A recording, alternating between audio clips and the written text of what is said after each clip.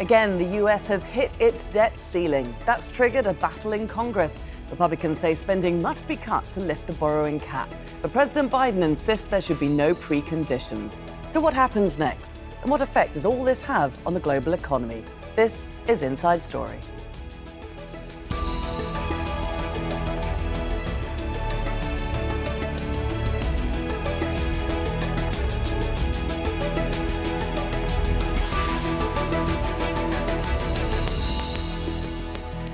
Hello there and welcome to the programme. I'm Laura Kyle. The White House has sought to assure Americans that Congress will find a bipartisan solution to avoid a debt default. That's after the country hit a $31.4 trillion borrowing limit on Thursday last week. Congress usually votes and agrees to raise that limit, as it did the last time in 2021. But the standoff in Washington this time seems significantly riskier. Some Republicans have declared they won't raise the borrowing ceiling again unless President Joe Biden agrees to steep cuts in federal spending. But Democrats aren't budging. That's raised fears of a political showdown that could unsettle markets and hit global growth. I also want to talk about the extreme Republican economic plans. Apparently they're generally serious about cutting Social Security, cutting Medicare, and I love their 30% sales tax. We want to talk a lot about that. But look, I have no intention of letting the Republicans wreck our economy, nor does anybody around this table, in my view. Well, let's take a closer look at what's next for the US. Reaching the debt ceiling means the government isn't allowed to borrow any more money unless Congress agrees. The federal government could run out of money to pay its bills as soon as June. That would pressure Congress to either raise or suspend the federal borrowing limit. If that doesn't happen, some agencies will be forced to shut down or scale back their work. That's happened 3 times in the past 10 years. But even delays come with a cost. The dollar would weaken and borrowing costs rise in the form of higher interest rates for mortgages, credit card debt and other loans. However, America's debt to GDP, that's the gross domestic product ratio, sits at 128%, and that's lower than more than a dozen other countries, including Japan, Greece and Italy.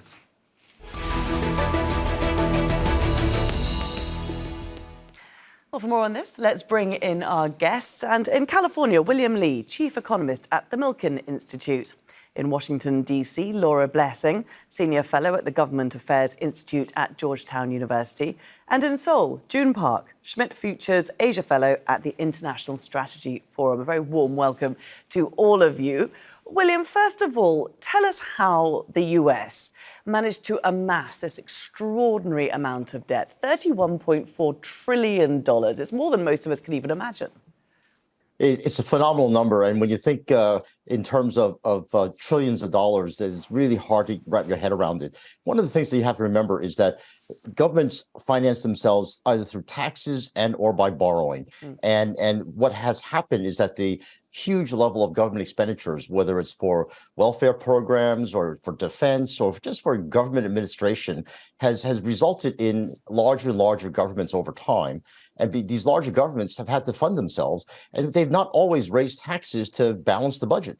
And once you have a deficit, there's only one way to finance it, and that is through borrowing. And so the U.S. deficits have accumulated over many decades and centuries, going back to the revolutionary days. And so we now have a position where the U.S. has borrowed an enormous amount of money from its own people, but now about a third of the debt has been borrowed from the rest of the world.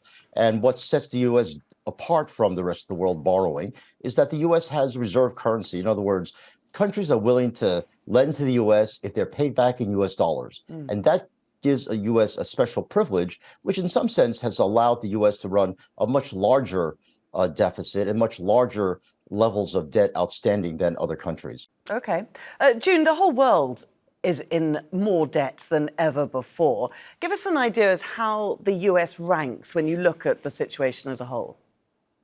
Well, because the Federal Reserve Board has been going on with the interest hikes, the rest of the world, coupled with the impacts from the Russian invasion of Ukraine, is seeing a rise in prices generally. And in the case of South Korea, the Bank of Korea keeps on raising interest rates following the Federal Reserve Board's designation of new interest rates. So in general, a lot of countries, especially in the industrialized world, people are grappling with having to pay their bills and having to pay for their loans, and everything that has to do with a borrowing scheme has a burden on these people. And going further, because the U.S. is the Fed is intended to raise further the interest rate, we're going to see a huge burden on these people around the globe. I think it's generally assumed, isn't it, Laura, that debt is not a good thing. But how much debt is too much debt? Well, we have debt is a economic concept, but it's also a political one too. And we've created structural deficits from a series of different government policies. I mean, the United States economy has actually been government spending has been roughly about the same percentage of U.S. GDP for, multiple generations at this point. The policy decisions to cut taxes in particular have caused a lot of structural deficits, but you have spending that have been priorities by both parties that has created this current state of affairs. Economists certainly have different levels of debt that they find to be concerning, and I think everyone would consider the United States debt right now to certainly be in that category. So, William, if the percentage of debt to GDP in the US hasn't changed that much over the generations, why does the US bother having a debt ceiling? Yeah, the levels of spending and taxation relative to GDP have been roughly the same, but unfortunately, spending has always exceeded the level of revenues and taxes. And so what you find in the case of the United States is that you are finding it difficult to finance more and more of this debt because the rest of the world and U.S. citizens in general are less willing to hold on to this debt because of concerns about not getting paid off. Now, as I said earlier, by definition, the U.S. is able to pay off its debts with U.S. dollars. And by printing more U.S. dollars, we can always pay off the debt. Unfortunately, one consequence of doing that would be higher and higher inflation, which is a consequence that no government is willing to accept. So one of the things that we have to consider in managing the levels of U.S. debt would be what is sustainable. And at the IMF, where I used to work, there are formulas that are used to calculate sustainable levels of debt.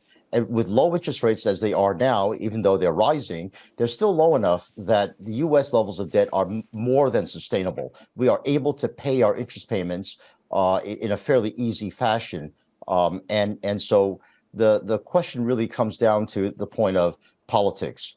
What government is willing to cut back on expenditures in order to limit the amount of debt that's issued? And right now, the Republicans are asking the Democrats, you've got to cut back on entitlements. That is spending that is made permanent by legislation. And the Democrats are saying no, because our people need these entitlements. Cut back on something else. Cut back on defense. And so the debate in Congress is going back and forth about where to cut. And the debt ceiling has been used as a hostage for these discussions in order to get one side to move on or the other side to move. So, Laura, we've had Treasury Secretary Janet Yellen implement some extraordinary measures to tide the US over until, she says, about June. So, as William says, the focus now is on Congress, isn't it, to sort out this issue for a longer term. And you've got this knot of hardcore Republicans suddenly in the House of Representatives on the one side, and you've got a very stubborn-sounding Joe Biden leading the Democrats on the other. So who's gonna give in? What's going to happen here? It's an excellent question, and we've seen has become a particularly familiar dance that I think we've become a little bit too inured to.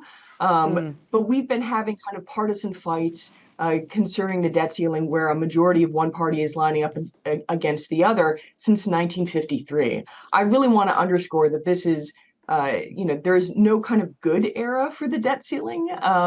It's also not designed to result in fiscal restraint. It was actually designed to give the Treasury more flexibility when it's originally created in 1917. And we're also perfectly capable of raising it without having any effect on government taxing or spending. Of course, it's being used as a tool to try to bring people to the table in terms of having some larger bargain. Obama and Speaker Boehner famously attempted and failed at a grand bargain to rein in federal spending, but there's no requirement that you actually do any legislating around spending and taxing. And I want to put taxing on the table too, not just spending cuts. Because it's a math problem. You can add and subtract, but this is not a circumstance that is particularly fortuitous for, calm, measured, expert policymaking when you engage in this level of brinksmanship. And in fact, it's never been used successfully as a tool for fiscal restraint. And in the meantime, June, the rest of the world watches and holds its breath. I mean, what do other countries think of the US when it watches this brinkmanship play out in the 11th hour?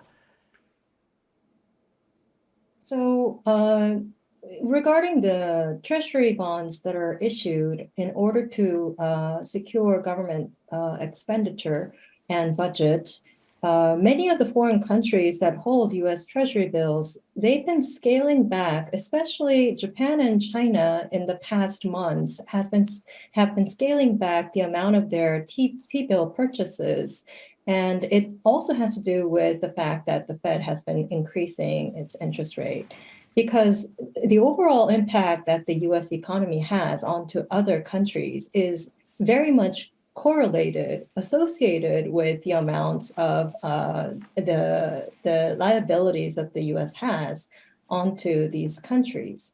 And it could be the case that into the coming months, they could scale back even further. And we won't know until June how the Congress would react in response to the debt ceiling. But chances are there would be very, very harsh criticisms from China regarding the US fiscal discipline. William, Japan, China, they hold most of the US's treasury bonds, don't they? They're generally seen across the world as robust, as you mentioned earlier. But what if that's not so much the case now? What impact does that have? Well, let's remember why it is that other countries hold U.S. treasuries and U.S. debt securities in general. It's because they've been running current account trade surpluses with the United States. In other words, they've exported more to us than they've imported from us. And this imbalance has resulted in accepting U.S. dollars as payment for their exports. And in order to invest these dollars to earn some interest, they have bought U.S. treasuries because of all financial assets that are denominated in U.S. dollars, it is the most safe, it is the most secure because of the U.S. creditworthiness, the belief that the U.S. will always pay its debt obligations, whether it's interest payments or rolling over the debt.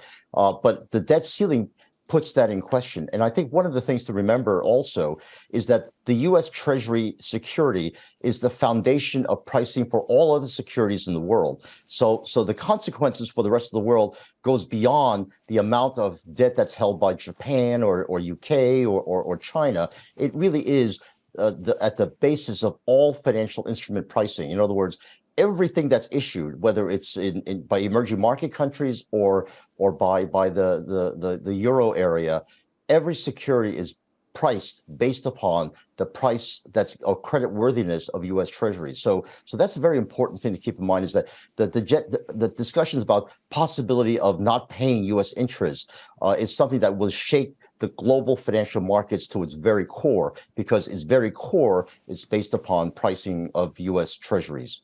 And so that is the ramification that Secretary Yellen and every Federal Reserve chairman wants to avoid, which is to shake the financial system of the global economy.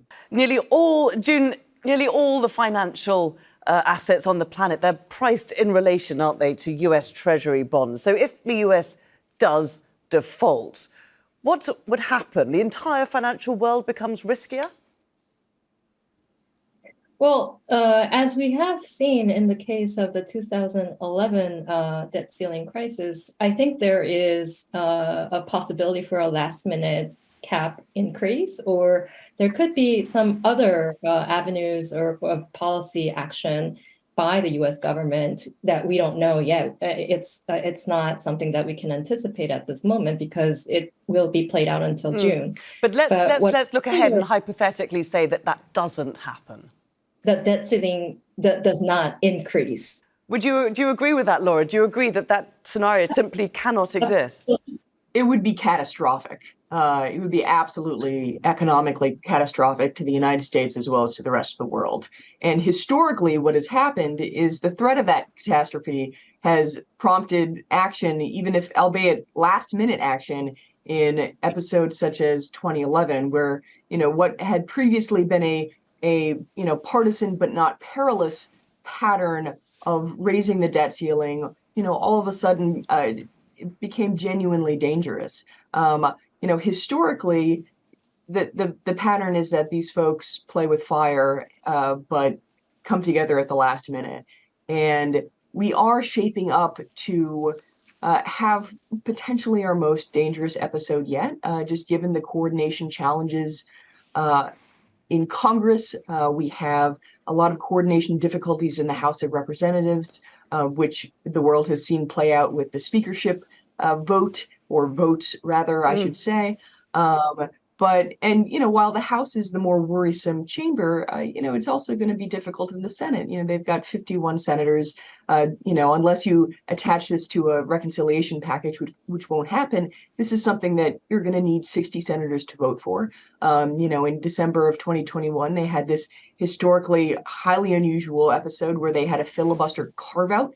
So they created a mechanism by which they could raise the debt ceiling without having a single Republican senator vote for it. So the House will be particularly difficult, but the Senate is not going to be a cakewalk either.